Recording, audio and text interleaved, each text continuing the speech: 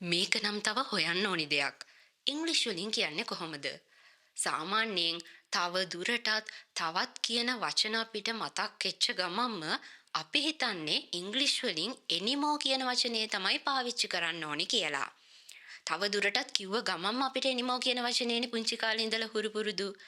හැබැයි මතක තියාගන්න මේ anymore කියන වචනේ අපි ගොඩක් වෙලාවට පාවිච්චි කරන්නේ නෙගටිව් ස්වරූපයේ sentences වලට. ඒ කියන්නේ නැත යන ස්වරූපයේ වාක්‍ය වලට. දැන් මෙන්න මෙහෙම මම කියනවා කියලා හිතන්නකෝ.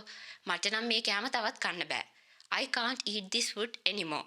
මට නම් මේක තවත් කරන්න බෑ. I can't do this anymore. බලන්නකෝ කරන්න බැරි දේවල් අකමැති දේවල් නැත යන ස්වරූපයේ වාක්‍ය වලට තමයි anymore කියලා පාවිච්චි කරන්නේ. හැබැයි එහෙම නැතුව තව දුරටත් කියන අර්ථය ඉස්මතු කරන්න ඕනේ නම් අපිට ඉංග්‍රීසි වල වචනයක් තියෙනවා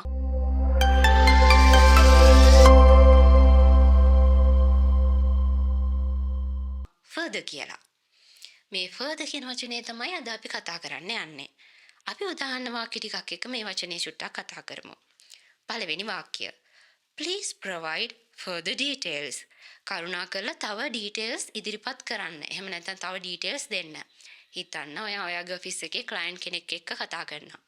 ඔයා කියනවා මේ ප්‍රශ්නේ විසඳන්න මට පුළුවන් මේ තව details ටිකක් මට දෙන්නකෝ කියලා කියනවා. එතකොට කොහොමද මේ තව කියන අර්ථය ඉස්මතු කරන්නේ? තව දුරටත් කියන අර්ථය ඉස්මතු කරන්නේ? Please provide කරුණාකරලා ඉදිරිපත් කරන්න. දැන් more details කියලා කියන්න පුළුවන් නේ. එහෙම කියලා ඔයාලා හිතයි. ඔව් more details කියලා කියන්න පුළුවන්. ඒ කියන්නේ තව ගොඩක් details ඉදිරිපත් කරන්න කියන එකනේ. හැබැයි further details කියලා කිව්වම තවත් ඔයා ගාව තියෙන details මට දෙන්න කියන එක තමයි අර්ථය. ඊළඟට she wanted to study further to become a doctor. ඇයට ඕනේ වුණා ස්ටඩි කරන්න ඉගෙන ගන්න further තව දුරටත් ඇයට තව දුරටත් ඉගෙන ගන්න ඕනේ වුණා to become a doctor වෛද්‍යවරයෙක් වෙන්න.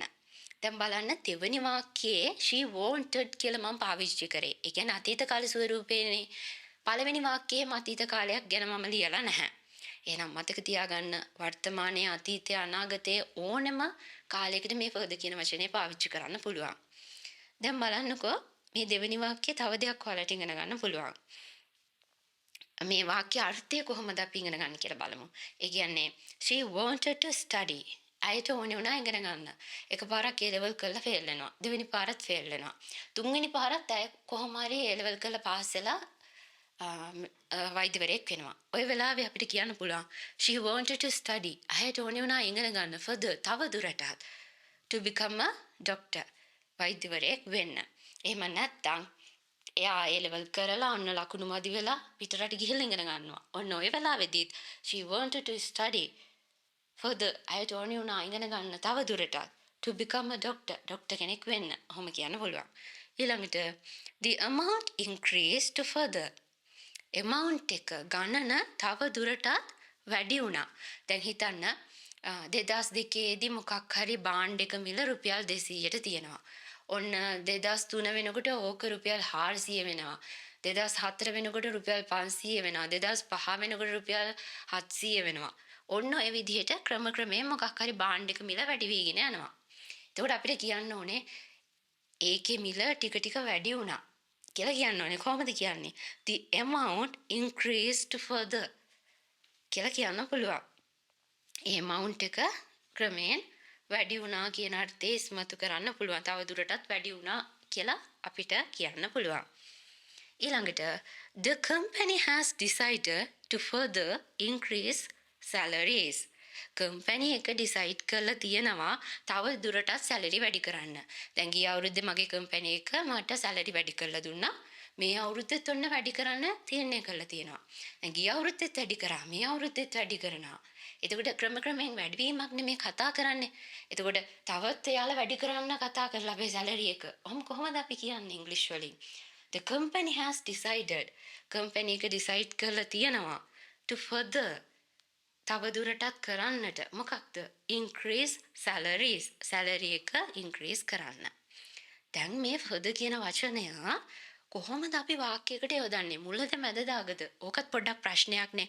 බලන්නකො මුලින් ඉඳන් මේ වාක්‍ය ටික. සාමාන්‍යයෙන් අපි මේ further කියන වචනය පාවිච්චි කරනවා යම්කිසි ක්‍රියාවකට පස්සේ ගොඩක් වෙලාවට එහෙම මතක තියාගන්න. දැන් please provide කරුණාකරලා ඉදිරිපත් කරන්න. ඉදිරිපත් කරන්න කියන එකනේ ක්‍රියාව further ඊට පස්සේ වද දැම්මා. ඊළඟට she wanted to study අයට ඕනේ වුණා ඉගෙන ගන්න further. අගේ ක්‍රියාවට පස්සේ දාලා තියෙනවා. The amount increase amount එක වැඩි වුණා to further තව දුරටත්.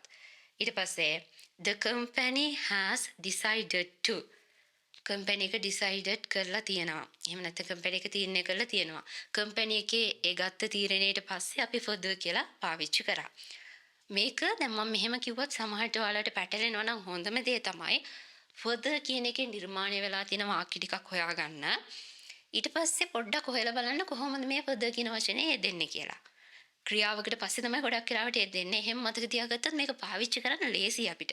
නැත්තම් ඔය further කියන වචනේ දැනගෙන හිටියත් පාවිච්චි කරන්න යද්දි කොතනටද දාන්නේ කියලා පොඩ්ඩක් අපිට පැටලෙන්න බලනවා. ඒ වගේම දැන් මේ අන්තිම වාක්‍යයේ බලන්න has decided. present perfect කියන වාක්‍ය රටාව දන්නේ නැතුව මේ වාක්‍ය නිර්මාණය කරන්න බෑ. ඔයාලට present perfect කියන වාක්‍ය රටාව ගැන අවබෝධයක් නැත්නම් මේ උඩ තියෙන link එක click කරලා සියලුම වාක්‍ය රටාව ඔයාලට පිළිවෙලට බලන්න පුළුවන් වීඩියෝ එකක් මම නිර්මාණය කරලා තියෙනවා. ඒක බලලා මේ ගැන අයිඩියා එකක් ගන්න ඔයාලට පුළුවන්. ඉතින් මේ වීඩියෝ එකට ඔයාලා කැමති නම් ඔන්න ලයික් එකක් දාලා කමෙන්ට් එකක් දාන්න අමතක කරන්නත් එපා. ඒ වගේම මේ වචනය පාවිච්චි කරලා අලුත් වාක්‍යයක් නිර්මාණය කරන්න අමතක කරන්නත් එපා.